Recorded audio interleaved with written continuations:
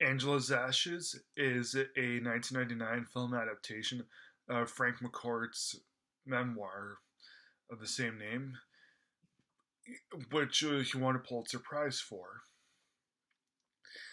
Now, I haven't read the book, but I do think that this may be one of those many cases of the book simply being better than the film. Director Alan Parker is a very good director.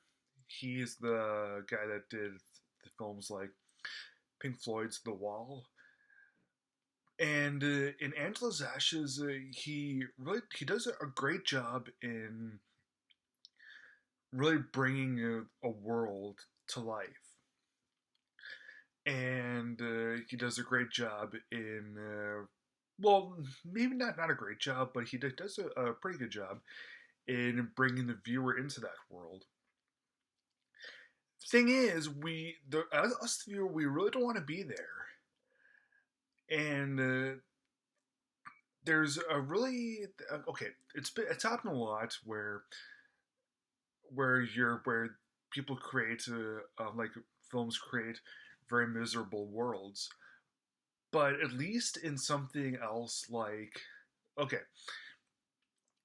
the movie deals with McCourt and his family living in heavy duty poverty in Limerick, Ireland, and there's like literally there's almost no redeeming qualities that this film really has. I say almost no redeeming qualities, and at least in something else like My Left Foot, which I thought was kind of similar to this in terms of its tone and its setting. Both the movies are about families that live in poverty. In My Left Foot, not only was it better acted, that's a given, but it's a triumphant story. Even though we get lots of sadness in it, the movie's ultimately about really overcoming a adversary. Not only in My Left Foot does Christy Brown discover a hidden talent that makes him a household name, he is able to finally get out of the ghetto. He's able to get out of poverty. While Angela's Ashes, they do try to fit in some humor and darkness, but yeah, the movie is ridiculous. I mean, I shouldn't say ridiculously sad because no, it's a true story. But we get almost no triumph. We had almost no adversary, like overcoming anything. Like, and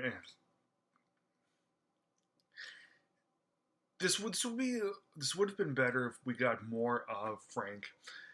Um, okay, the movie's 2.5 hours, which really isn't that bad. But if there was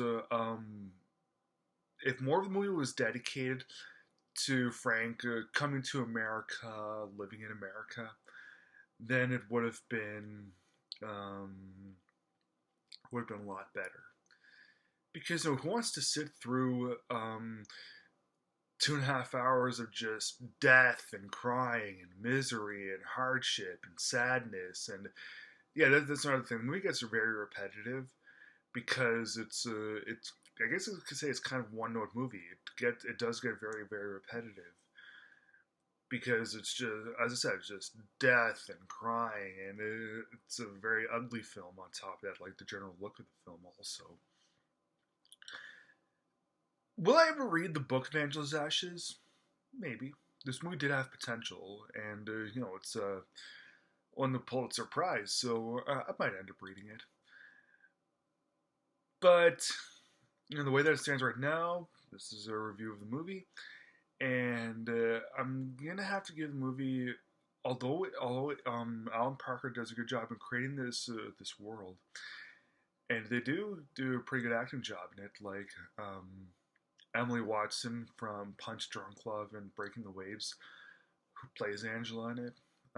Robert Carlyle from The Full Monty and Trainspotting does a great job playing McCourt's father.